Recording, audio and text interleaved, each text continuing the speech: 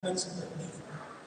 Banyak orang Kristen berani berdoa dalam gereja. Bapa kami di surga, Bapa di surga.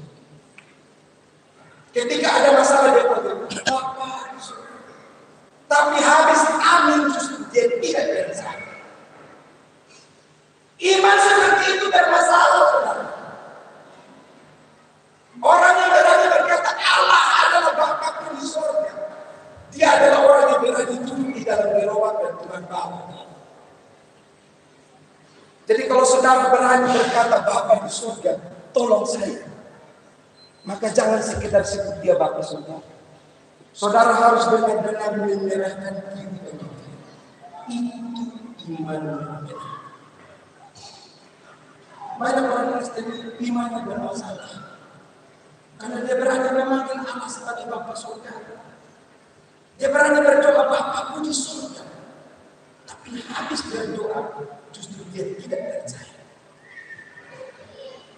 Saya mau bilang pada semua yang hadir pada ibadah peninggalan iman lagi, kalau imanmu tidak menolong engkau bersandar kepada Allah, imanmu itu tidak akan menyelamatkan. Kalau engkau berkata Allah Bapa di surga, tetapi kemudian saudara tidak mau menyerahkan diri kepada Dia, meragukan akan apa yang kau doakan, imanmu bermasalah. Kita mau segarkan iman kita bukan. Kita mau bilang pada Tuhan Bapa surga, ini saya, anakmu, saya orang yang percaya. Kalau kita berani berkata Allah adalah Bapa, maka kita berani naik di atas gerobak itu supaya Tuhan. Rasul Paulus dia punya keyakinan bahwa Kristus tidak akan meninggalkan dia sampai pada pintu kematian. Kristus yang mati dan bangkit itu tidak akan meninggalkan dia dalam pergumulan hidupnya. Sebab Kristus punya kasih yang luar biasa. Kristus mengasihi mereka yang terpinggirkan, terlupakan, orang-orang bermasalah, berpenyakit. Walaupun keluarga menolak mereka, Kristus menyambut orang-orang itu. Maka kita juga mau bilang pada Tuhan pada malam ini, terima kasih. Kristus engkau hadir dalam hidup kami. Mulai sekarang saya mau benar-benar percaya bersama Kristus. Next. Selanjutnya saudara, Rasul Paulus mengajarkan kepada kita dalam doa supaya kita punya kasih yang besar, hidup dalam kesalehan dengan cara saling mengasihi walaupun kita punya keterbatasan. Aku berdoa supaya kamu memiliki kasih, mengerti dan memahami kasih itu. Saya pilihkan gambar ini ya saudara. Ini gambar yang sangat terkenal. Cerita tentang kakak adik.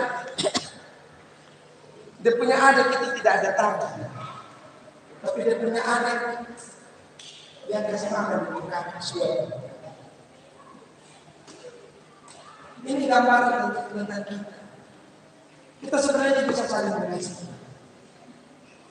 Tapi kadang-kadang kita saling mengasihi karena syarat-syarat tertentu.